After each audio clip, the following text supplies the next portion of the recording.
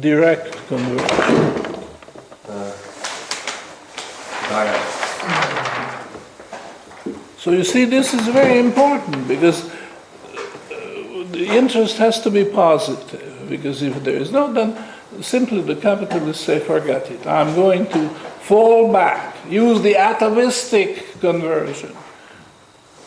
However hateful it is, I'm going to withdraw my offer. I'm not going to be part of your enterprise. See? So therefore, the entrepreneur has to promise a return which will satisfy the capitalist, because the capitalist is not dependent on this exchange. Because even if he cannot make the exchange in under any circumstances, he can still fall back to the primitive conversion, getting a chunk of gold or whatever and cut it up, and then he has his income. You see? So, okay, that's one remark.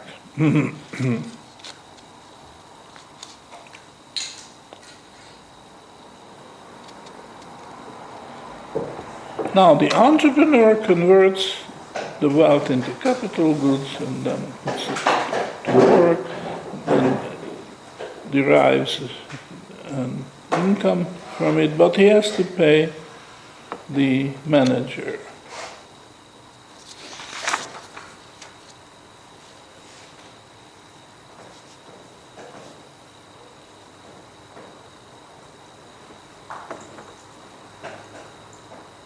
So investing is a much more complicated thing than just in the simple formulation of Hausmann looks like.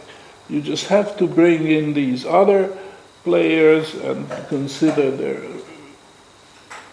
income or return, interest in this enterprise. The managerial compensation cannot be reduced to zero either, because nobody would come to you unless he's a slave of yours and do the work, responsible work, and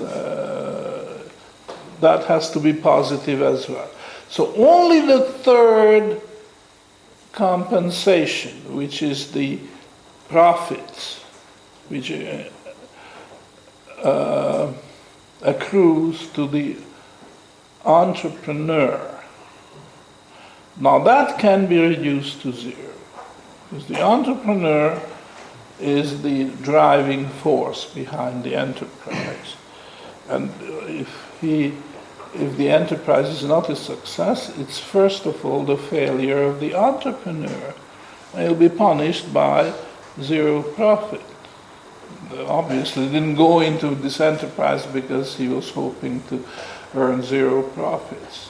There's no other compensation. What is left over after the interest has been paid and the managerial compensation has been paid.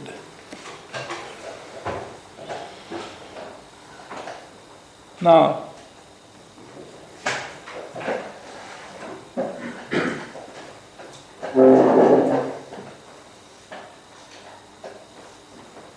all this shows that the job of investing is a rather complex thing, and there's all these components which you have to take into account to come up with a successful enterprise.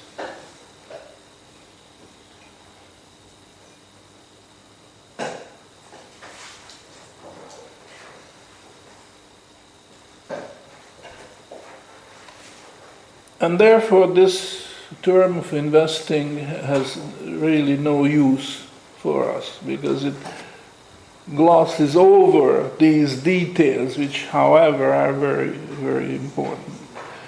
Now I have to make a correction here, so I would like all of you to look at these pages. Unfortunately they are not numbered.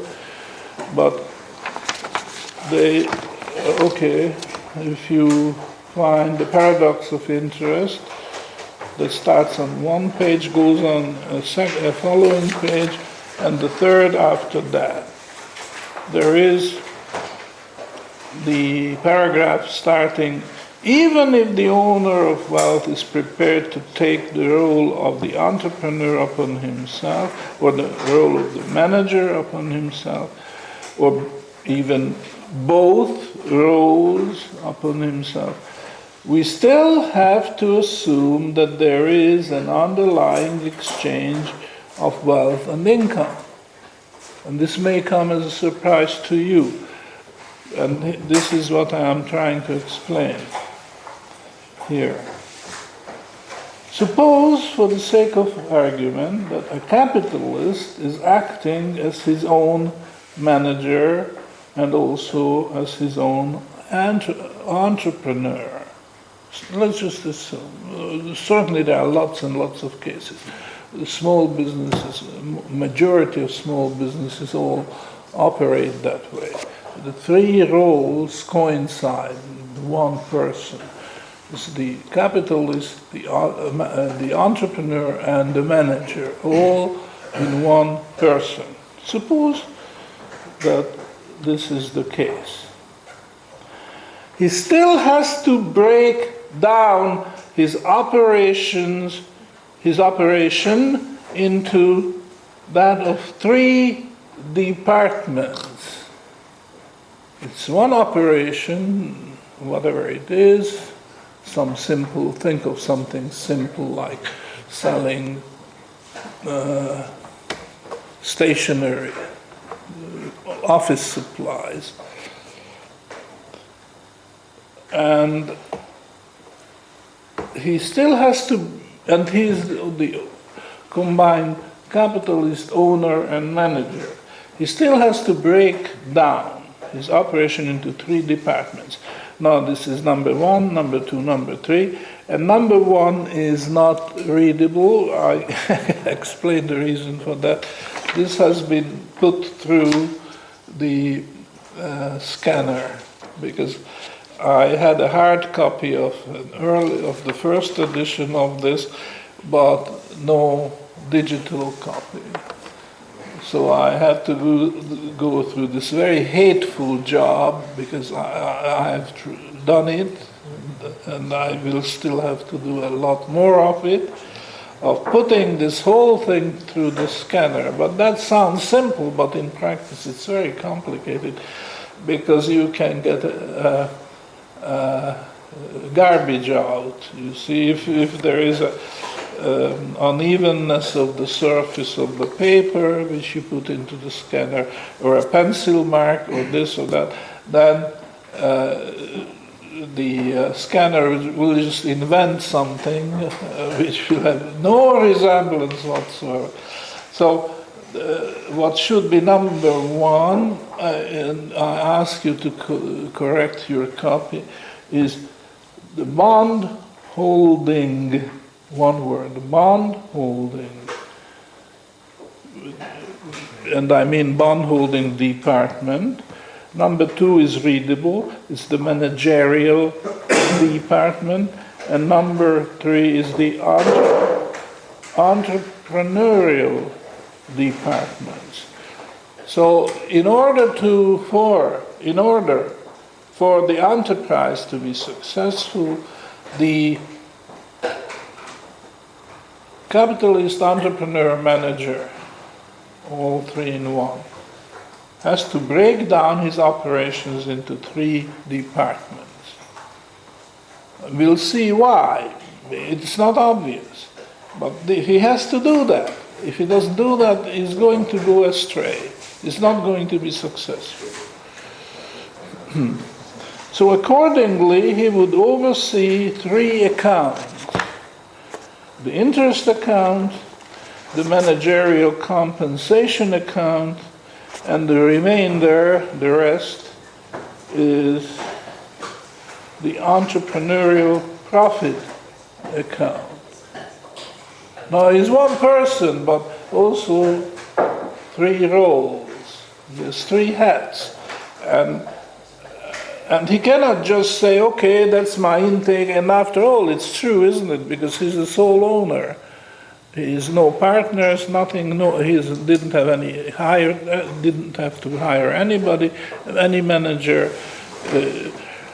He's investing his own funds in this.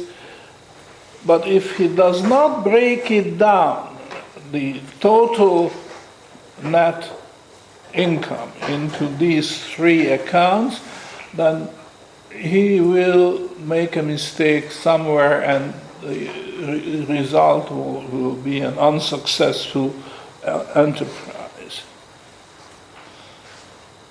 Not obvious to see, but very important for us to realize.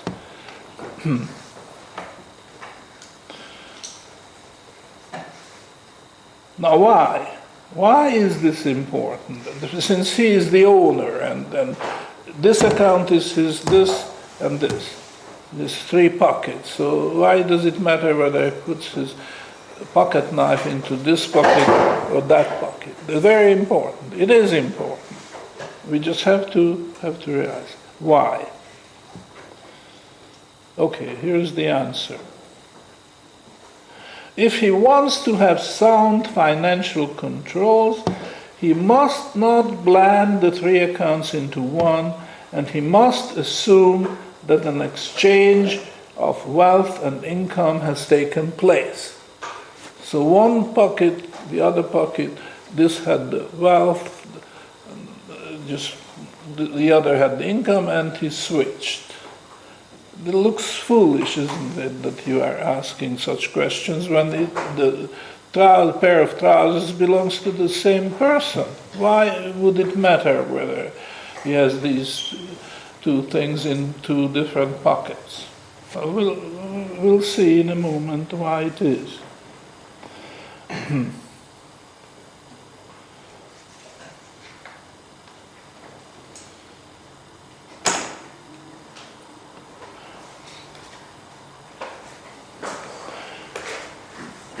Well, the reason is that he has to be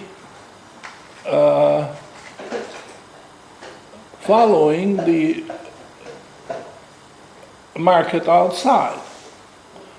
It's true that his one pocket borrows from the other, and the other pays interest for the borrowing, but if he does not follow the interest rate which prevails out there in the economy, then sure is going to go wrong, because you can go through these cases. I'm a bit short. What time did we start? About an hour ago. Yes. Okay, so I have a few more minutes. And then questions. And then coffee break, and after that discussion period, right? Am I right? Well, not actually. We've already had coffee break. We've already had coffee break. We'll just go straight to discussion. You know coffee break? No, we already had coffee break. Okay, so we have, okay, but I still take, say, 5 minutes to wind it up, and then coffee break, and then question period. So here it is.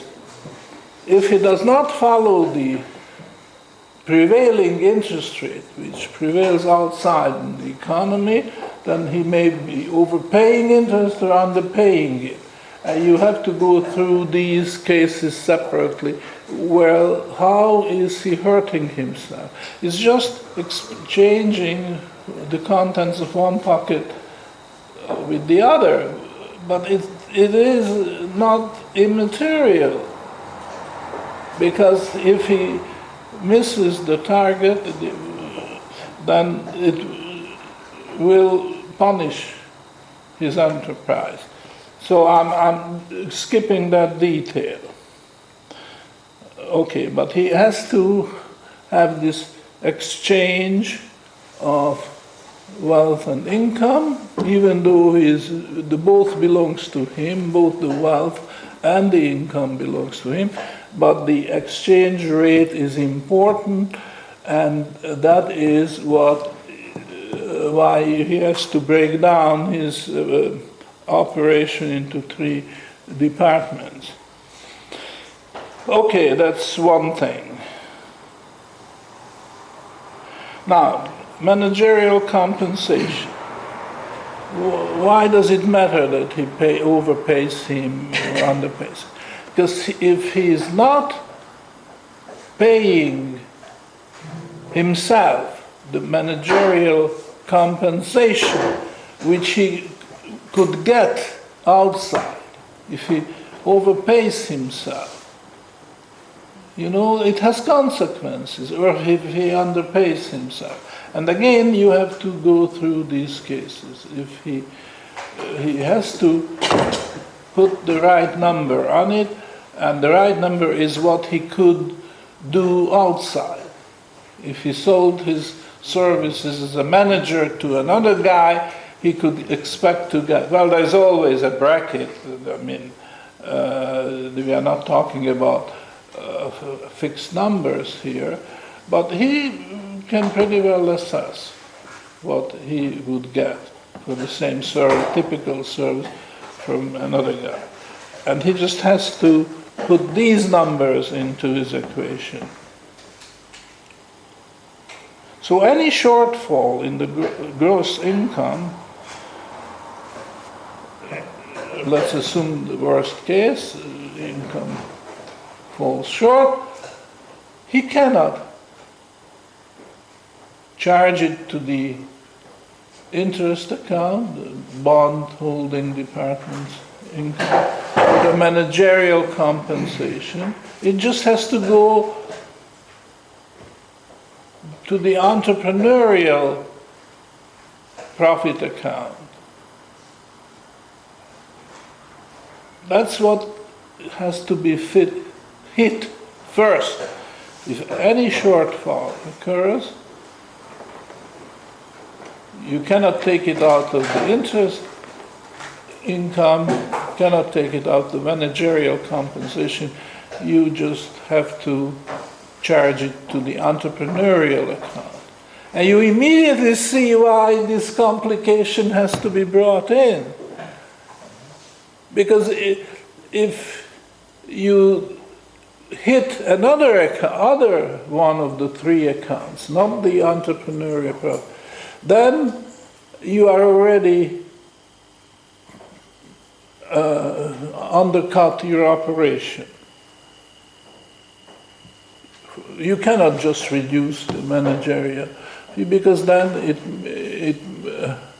or increase, because you channeled your revenues to the entrepreneurial account and say, okay, I don't mind, I just take my managerial compensation at a lower level, or a higher level, I'm sorry. You see? Because that means that you could get more by closing your business, going to the open market and find yourself a managerial job, and your capital invest into the bonds of a more successful enterprise. You see, so these things come in and reveal how important that thing, accounting is, in which I gave a name, by the way. I have to tell you, very important. I call it triple entry revenue accounting. And this is not by accident, because I wanted to have a reference to the very famous principle of double entry bookkeeping, which goes way back to 800 years, the 13th century. Luca Pacioli, another mathematician who wrote a textbook on mathematics, and one chapter 11 in this textbook, is about accounting, but just as a little example on arithmetic, calculation, you see. And it changed our whole society when they introduced the double entry bookkeeping principle generally. It spread very quickly in Europe. In other parts of the world, it came much more slowly. Especially, I'm talking about the Chinese and Oriental. They didn't realize that. And because of that, they fell back. Believe it or not, in the 15th century, the Chinese civilization is much more advanced than the contemporary in Europe. The Chinese had tremendous infrastructure in comparison with the miserable way in London. They just threw the garbage out of the window to the street. That's a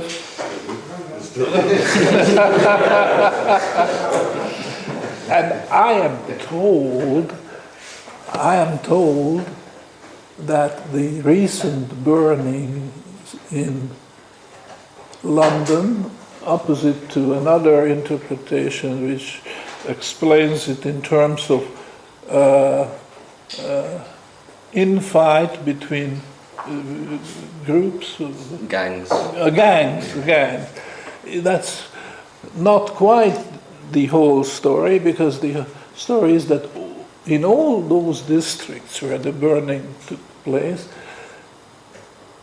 10 apartments had to share one toilet.